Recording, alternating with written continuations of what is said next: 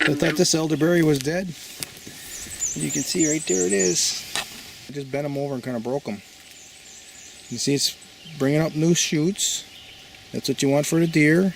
And then I'm getting new shoots all along the length of the horizontal stem that I produced by doing the hinge cut. All these that are facing up, that's all new growth. The deer are going to like that.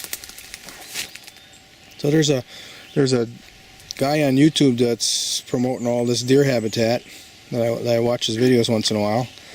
And in wintertime I'll watch him like every other day or something, pretty religiously. But he recommends just cutting these, and it makes new growth. You know, it's like coppicing them, and I agree with that. And I made a comment. I said, "Well, I'm going to try hinge cutting some once." Well, you don't have to do that. Well, look at all the new growth I'm making now. That's a lot more stems per area than if I wanted to hinge cut it.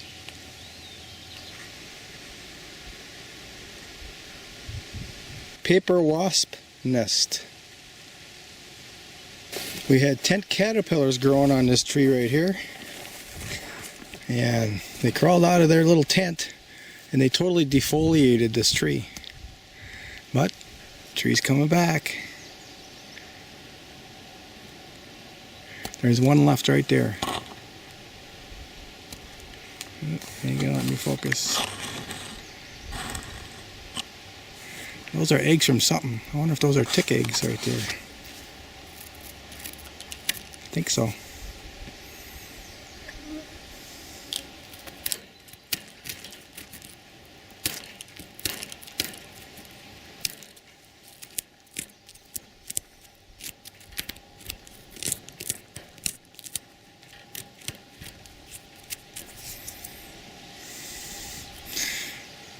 He knows something's up. He's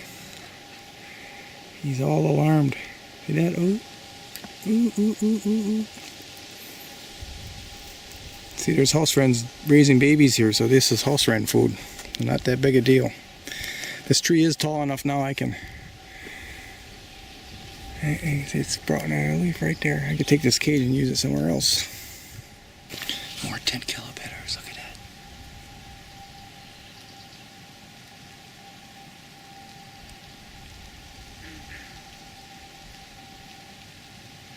I don't know how the house wrens can keep up with these guys. My hot steamy coffee attracted a bug. He's probably pretty boiled already. Yeah, ain't gonna ruin the coffee.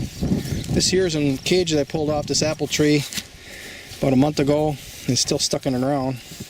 I'm gonna cut it up into smaller little cages. I've got 4 or 5 little hazelnuts here that I want to protect. And this apple tree, ooh, look what I just found. Ha ha ha. First wild strawberry of the year. I'll take it.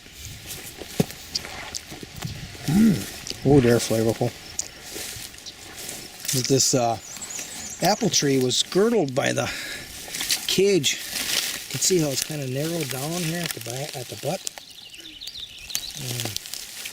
I had a very tight woven, like a 1/16 inch hardware cloth around it. I put it around it when I started the tree, and never got around taking it out because the tree keeps dying back and comes alive, dying back. I didn't think it was going to live. This is just subsoil clay here, basically. But I was looking at it about a month ago or so, and I seen this really nice sprout coming out of here. And it's nice and fresh, and it's clean. Got nice leaves on it compared to the old bird. So I pulled that hardware cloth off. There's the hardware cloth that I had around it right here.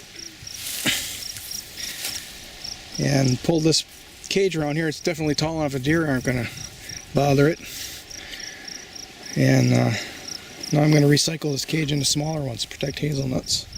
I planted that tree in the year 2000. It's never had apples.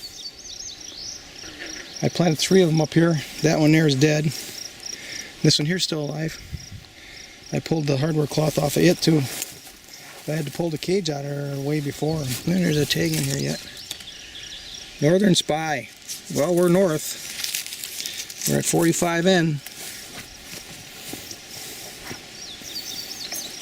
And this, I'm going to let this cedar tree grow. It was protected by that welded wire cage. Normally the deer eat them and they don't get a chance to grow. This one has one growing in it too. Actually 2 or 3, but one of them is pretty tall already. It's going to avoid the deer, I think. You got it way up here. Got a branch getting that high. So we'll let that happen. But now I've got a bolt cutter and I'm going to cut that fence apart. Showing here what welded wire looks like after 20 plus years in the field. This is cheap welded wire, Chinese stuff. You can see the welds break. And what I did was I wrapped them around here. Most of them that broke, or else I put them to the inside. They would kind of hold together. But pretty rough shape, but I kind of wired her back together. I think it'll work for another. Well, here's one that's kind of out of place here. We just wrap it around the whole thing here. If I can do it with one hand.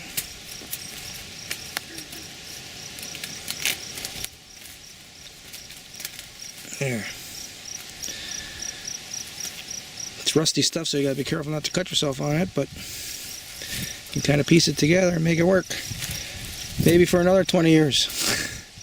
I kind of doubt it, but here's what I'm capturing. These are actually Turkish hazelnuts here, and I planted those in like 2015. Deer are eating them, A couple of years I just thought they weren't even there anymore. But this is the last one I got to do right here. That's where this one's going. I guess we can kind of take a little tour of some of them that I caged. There's one that I didn't. I ran out of wire. That looks like the weakest one, so it's going to have to battle. Here's one. This is an American hazelnut over here. I planted like 10 or 12 or something here, and there's only 4 alive. Or 4 that I could find. They're coming up out of the canary grass. That's happened before, where the canary grass has hit them. I thought they died, and then all of a sudden there's some hazelnuts are growing here. So this is another Turkish hazelnut. You can see this is the original planting right here, and it lived a couple years and actually grew some girth. Then it died back, and it sent out another shoot next door out of the roots. This looks really nice. Worth protecting. This is another Turkish hazelnut. I remember planting quite a few in here, like 8 or something. And most of them are alive, I think. That's 3, 4, 5. Those 2 that I'm caging. I don't know what that is.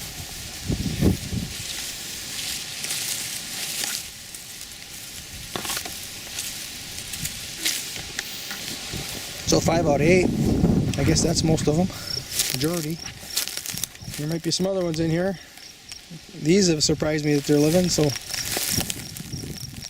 I'm not going to be so quick to pronounce death on a tree seedling. Alright, get this caged up, have a little coffee, and walk around and find another cage to do.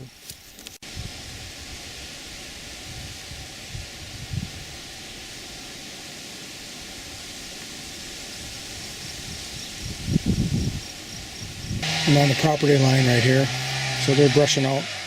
I think they got some path over there or something. You can kind of see it through the distance.